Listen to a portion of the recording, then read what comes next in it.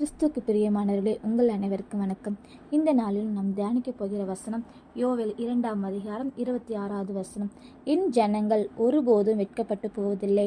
அன்பு பிரியமான பிள்ளைகளே, இந்த நாளில் கூட நம் பெற்றோர்களால் அவமதிக்கப்பட்டோம், நண்பர்களால் அவமதிக்கப்பட்டோம், அல்லது உறவினர்களால் விற்கப்பட்டோம் இருக்கலாம். ஆனால் இந்த வேளையில் தேவன் இயேசப்பா உங்களை பார்த்தான்னு சொல்கிறாரு, என் ஜனங்கள் ஒருபோதும் வெட்கப்பட்டு போவதில்லை. அன்பு பிள்ளைகளே, நீங்கள் எந்த இடத்துல நீங்கள் அவமானப்பட்டீங்களோ, தூக்கி எறியப்பட்டீங்களோ, இவன் எதுக்கும் பிரோஜனம் இல்லை அப்படின்னு சொல்லி உங்களை உதறி தள்ளுறாங்களா, கவலைப்படாதீங்க.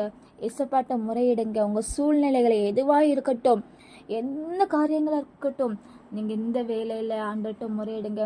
இயேசப்பா, இந்த மனிதர்களை என்னை தூக்கி தள்ளுறாங்க, என்னை ஒடுக்குறாங்க, ஆனால் என்னப்பா நீங்கள் என்னை ஏற்றுக்கொள்ளுங்கன்னு சொல்லி நீங்கள் அவர்கிட்ட கேட்கும்போது, நீங்கள் எந்த இடத்துல நீங்கள் என்ன செய்வீங்களோ, வெட்கப்பட்டீங்களோ அந்த இடத்துல உங்கள் தலையை அவர் நிமித்த வல்லவராக இருக்கிறாரு.